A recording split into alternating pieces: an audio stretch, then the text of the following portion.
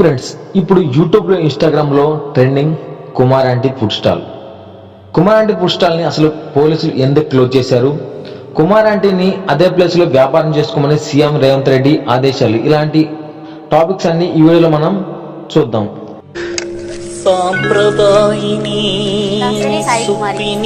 బోటి curry, mutton curry 120 కదా. కొంచెం పెడతాను. తర్వాత మళ్ళీ మీరు మొత్తం 1000 అయింది. 2 లివర్లు ఎక్స్ట్రా. కుమారి ఆంటీ హైదరాబాద్ కేబుల్ బ్రిడ్జి వద్ద స్ట్రీట్ ఫుడ్ బిజినెస్ చేస్తూ జీవనం సాగిస్తుంది కుమారి ఆంటీ. సోషల్ మీడియా పుణ్యమంటూ ఫేమస్ అయింది. యూట్యూబ్ వీడియోలు, ఇన్స్టా రీల్స్ కుమారి ఆంటీ వైరల్ అయింది. దీంతో ఆమె ఫుడ్ స్టాల్ వద్ద రద్దీ అమాంతంగా పెరిగింది. యూట్యూబ్ వీడియోస్తో కస్టమర్స్ కూడా బాగా పెరిగాయి. ఆమె మాట్లాడిన 2 లివర్ల 1000 రూపాయలు అనే డైలాగ్ నెట్టింట వైరల్ అయింది. ఇక యూట్యూబ్ ఛానల్స్ కుమారి ఆంటీ వీడియో కోసం క్యూ కట్టారు. సోషల్ మీడియాలో ఫేమస్ అవడంతో యువత కుమారి ఆంటీ ఫుడ్ స్టాల్ కు పోటెత్తారు. ఆ పాపులారిటీనే ఆమెకు కష్టాలు తెచ్చిపెట్టాయి. కుమార్ ఆంటీ వద్ద భోజనానికి కస్టమర్లు పోటీ పడుతుందో రద్దీ భారీగా పెరిగింది. దీంతో ఆ మార్గంలో ట్రాఫిక్ సమస్యలు తలెత్తాయి.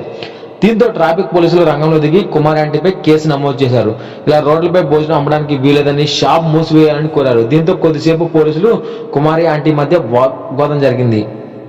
ఇటీవల ఊరి పేరు భైరవకొండ సినిమా ప్రమోషన్ లో భాగంగా హీరో సందీప్ కిషన్ వర్ష బల్లం కూడా కుమారి ఆంటీ ఫుడ్ స్టాల్ వద్ద ప్రచారం చేసి ఆమె చేతి వంట రుచి చూశారు. దీంతో కుమారి ఆంటీ ఫుడ్ కు మరింత గిరాకీ పెరిగింది.